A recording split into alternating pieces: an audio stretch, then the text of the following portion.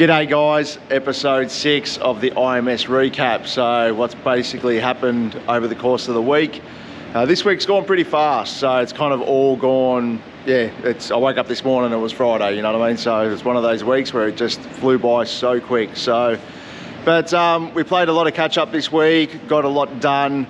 Don't have a lot to really show you today in the sense of what's still here. All the cars have pretty much gone from the week. They all got pretty much picked up yesterday. So done a couple of WRXs, a heap of head and cam packages as we always do during the week. But I've been sort of doing a fair bit of cold start tuning at the moment.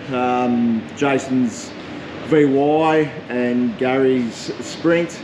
And then we've also got the black one over here as well. So this black one here is pretty cool. This is like a 470 kilowatt. Let's have a look. Up there so we can see anything. Turn the light on. So 470 kilowatts this one makes, and you know, looks completely stock under there, which is cool. Just goes to show that, you know, to make good power out of the FGs, you really don't need to go berserk. Like, you see so many people just doing unnecessary upgrades, things like changing fuel rails and intakes, and you know, there's just so many things you don't need to do if you just get the formula right. This one's on E85 flex fuel. It's just got a nice, you know, good turbo high flow, and just, you know, process rest intercooler and stuff like that. So it's just a very simple mod, and yeah, it makes really good power. So 470 kilowatts, that's a pretty good thing. Cassidy's still mucking around with his supercharged 6, so he's mucking around with it. I actually think he may have melted his cats, we're not too sure yet. But the joys of R&D and developing things and making it work, but it's good for him as an apprentice. The more issues he has, the more he learns. So it's a vicious cycle, but it's, you got to break a few eggs to make an omelette, and you know, as long as you're learning on your own stuff, it's in my eyes, it's a good learning experience. So he's going to learn a lot from that as he sort of goes through and diagnoses all the little issues that come with supercharging your car and doing certain mods. So as much as I enjoy seeing him struggle with the fight also gives him knowledge. So another head and cam, I believe this one may have got. I actually can't remember. I definitely know it's a camshaft, but I can't confirm. L77, so it may have just got a cam only package, this one. So the boys are just putting exhaust on that, and we'll get that on the dyno maybe today. We'll see how we go. Anthony's car, which I touched base on last week, I was saying that possibly got a broken diff. Well, looks like it's done a half shaft, so hopefully it hasn't done any internal damage, but we'll get that back together. Hopefully we'll get onto it today.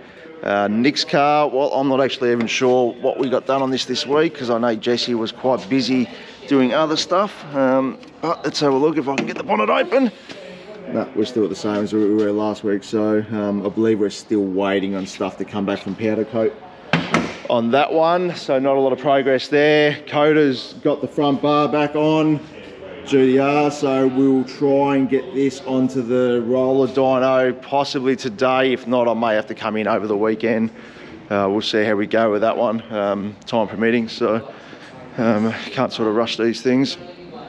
What else have we got here? So I could probably talk about these two cold starts. So Gary's Sprint, which is a really cool car, this thing. So this is making just over 600 kilowatts at the wheels, flex fuel, built engine, it's got a high flow turbocharger and so on.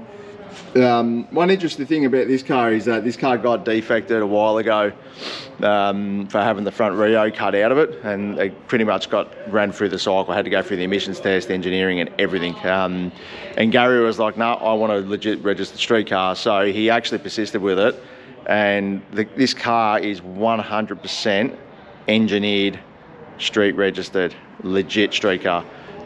So 600 kilowatts, engineered, emission tested, it's got everything, it's done. It's got our IMS diff head in it, full engine, full exhaust, the works. So it just goes to show that you can get these cars engineered and signed off on if you want to spend the money. So, but yeah, so otherwise it looks relatively stockish, you know what I mean? So, but yeah, good 600 kilowatt car. The goal with this car is to get that into the 9s. It's been a bit of a long-term project for Gary. We have been struggling with the 60 foots on this car, but we will get it there. This car is one of my favourite cars that we've done in the workshop. This is Jason's VY. I can't see if I can get some more light in here. This car is absolutely immaculate. I don't know if that looks any better or not, but try and get a bit closer. So it's got one of our built 5.7 combos, Harrop 2300. That's our water bottle there that we made for it. VCM side intake with our custom pipe. Yeah, absolute cleanest car you'll ever see. Like, this thing is absolutely immaculate. You know, like if you have a look inside it, like this thing's got brand new car smell. It is just so clean. Yeah, I really don't like having this car here, to be honest with you. It's just so clean and neat. So really proud of that build. That's a really nice build. So still running the 4L60 trans in it. Makes about 530 kilowatts at the hubs, which is pretty cool.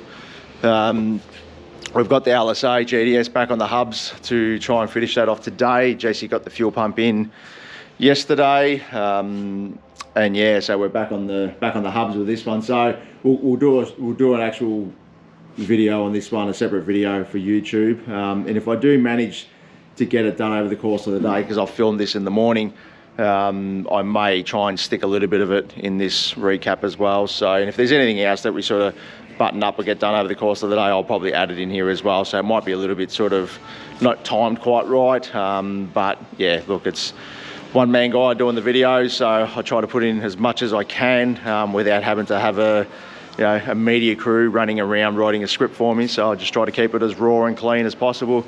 I just don't think we need any fancy editing or scripting. So, but Silverados, these are becoming super popular in here. At any given week, we seem to always have one in the workshop. So that one's in for just basic servicing. Nothing special, no mods, no upgrades, no nothing on that one. Just oil filter and a good old-fashioned service. So, which is what we do. So, but anyway, guys, I don't really have much more for you this week. Other than, yeah, my territory is still sitting on the hoist. We haven't touched it. I did have Darian scheduled to get back on it today, but he's fallen behind on another job because the suppliers stuffed us around with parts, so I sort of put him back a couple of days. But yeah, well, if I can get more in the video, I'll definitely stick it in here. But yeah, if I don't, I do apologise. And yeah, keep an eye on our YouTube. So this week I was quite busy updating lots of weekly jobs, hence why I don't have as much to put in here today. But yeah, so a couple of LS packages got uploaded this week. Few diesel sort of stuff, we're starting to get that up on the YouTube and TikTok. So if you've been following along, you'll see the content has been increasing as we go. So even though I'll continue on with these episodes, they may get a little bit smaller, only because we've got more content coming out over the course of the week. So, but anyway, guys, have a great weekend. Stay safe. I will see you next week. Cheers.